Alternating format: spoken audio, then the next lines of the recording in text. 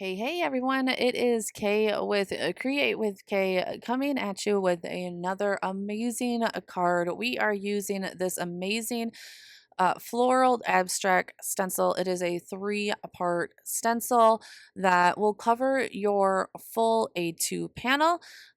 Love this one, super easy. So let's get going on making this card. I've been thinking lately that I need to pack my stash up with some thank you and sympathy cards. And so today we are working on that and making a thank you card with this layered stencil. Unfortunately, I lost a little bit of footage right there on just the green stencil, which is the first stencil. And the only thing that I wanted to mention from that is I think that doing a little bit of pixie spray on the back of that stencil would probably help amazingly. There is just a little bit of small spots on there that I thought, yeah, I could probably use a little bit of pixie spray on that. All right, so the next exciting thing that I have received are these adorable little ink cubes. And I just have two colorways, I guess I should say. They do come in packs of 4. And I think that they are such a good price for 4 little inks to try. And I love ink cubes to try out new inks. These inks are felt pads. So there are usually 2 different types of ink pads in this industry, which are felt and foam, and I have both. I like both at this point. I'm pretty new to the foam ones. On a regular, I've always had felt, but the foam ones are fine too. But the felt ones are definitely great for more heavy handers, and I am a pretty big heavy hander. So the first colorway is like this pink, like pink to reddish color. And this one has the colors Posy, Scarlet, Nectar, and Crimson, which you're seeing Posy and Scarlet here on this card. And then the blue ones will have Beachside, Whisper, Dreamer, and Cedar. I think this blue is going to be absolutely amazing for skies, and hopefully soon when we get to like beach cards for like the ocean water. I can't wait to make a few beach cards. I got out my detail brushes from Brass and Bliss for right in those center. I wanted to just put ink right in the center to create a little bit of dimension, and these brushes were absolutely perfect for that.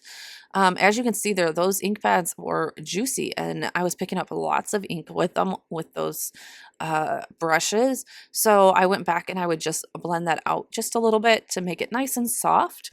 But otherwise, I absolutely loved working with these inks. Look at how cute they were. The other thing I did love about them is that the way their labels are put on, the lids will not come away from, I mean, you can break the label, but I like it because when other mini cubes, the lids just go everywhere. And I don't know, but I'm a messy crafter. I'm always got everything everywhere. So I like that those lids are right there connected, and I don't have to worry about, searching 20 minutes for lids. All right, so here I am coming in with the second color, which is Whisper, and I'm just doing that to create a little bit of dimension and um, depth to my panel. And obviously this is a pretty one layered type of card. I am going to at the end pop this up on foam, but for the most part it is like a one layered card, so giving it the most dimension and kind of like using like the flowers like a little bit more in the center to create dimension is definitely perfect for this card. All right, so over here, I am going to pull out a little bit my other blending brushes. I wasn't quite ready to mix the colors on my other blending brushes yet, so I did pull these ones out.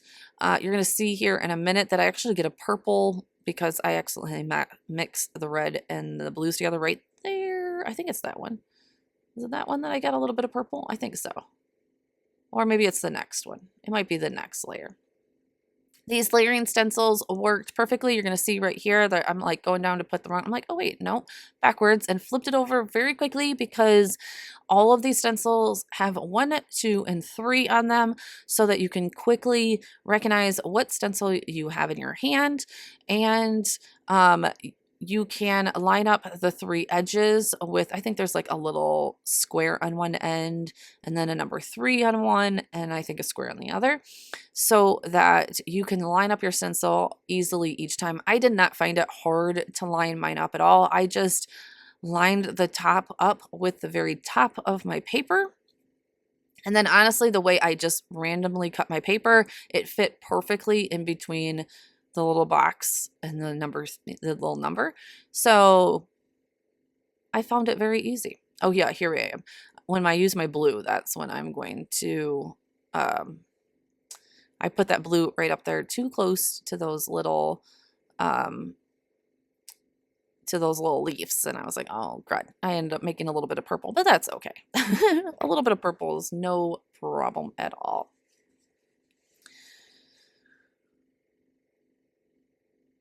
So yeah, I mentioned earlier that I have noticed in my stash or at times in my life that I need like a sympathy card or a thank you card, and they usually come at times where I can't just sit down and get a card out real quick. But if you do and you need a card out real quick, I do recommend pulling out a layered stencil like this one, and especially one that does a full panel like this. And it's super easy to just get something down on paper real quick. And then like I'm about to do, I am just taking some regular nesting dies, a circle nesting die and a rectangle nesting die, along with my large thank you sentiment from Brass and Bliss, and making a full card of it. It's going to take 1 pass, a couple, I should say 2 passes, I think, through my die cutting machine. One for this, because I did it together. You don't have to do it together, but I did. So I just cut a large circle out of the middle of that. And then popping that up on some good old-fashioned foam tape, of course, like I mentioned before.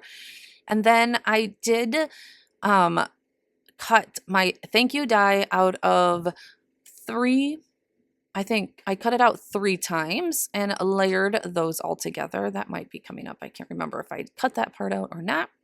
Here we go. I'm gonna got that big old roll of foam to put that down. Peeled off all of the backing, and then I'm going to put that down. Remember, I did cut that out with a nesting die, and then I put it down wrong. Guys, use your misties. It's easy to use your misties to kind of line this up, and don't try and pull up like that. I was like, yeah, I'm going to rip the card. I'm going to deal with it being a smidgen off. So I should have put liquid glue over my foam also. That would have helped me be able to wiggle it a little bit. So do that. Here I am just using all of the scraps to cut out my thank you die, I should say. And then I went to go and try and find some cardstock that would match for the top layer, because I was putting this on white, on the background was white, and I just could not find something. So the best way when you are trying to color match is to use the ink, might as well, so that you get that perfect match. So I pulled out those inks. Again, just using that Posy for that lightest one. You're going to see, I mean, I am doing white to pink, so it is going to take a little bit of ink blending, but you're going to see that it just ink blends so good, and it's going to come out. Oh, I think I moved up. I think, yes, there we go. I'm like, okay, this is too light, probably. Let me move up to the next one. There we go. And since these are all in the same colorway, all of it is going to match. There we go. Now we're getting some color and ink down. I'm liking that a lot better. Normally I would also like do a like an ombre effect almost. I did not do that here. I did want just a solid, I was going after that cardstock look. So I just did the whole thing. It is also much easier if you can keep the sentiment in the paper. So as you can see, I literally didn't even move it off of my magnetic magic mat. I just put it straight to paper, or straight down. I was like, we're not going to move that because it's super easy. You don't tear it, you don't move it, you just ink blend right over top of it, and it's super easy to do. You could also ink blend the paper before die cutting it. I think that is just much easier to do it after. All right, here is a step that you can you can skip. I just like some dimension in my sentiments, and this one again, like I said, I popped up that back panel, so I didn't want it to be recessed into the card. It would have sat on that bottom layer, so I wanted it also popped up. So putting 3 layers down got me that height so that I would not have that sentiment so far down. So just using my Barely Arts glue, my favorite glue because of that fine tip, to put this down.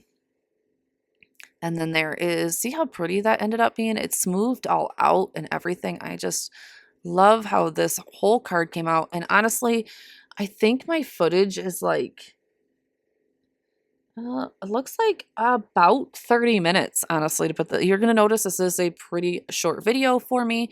And at this point, I was making 2 cards. I just chose to show you guys one.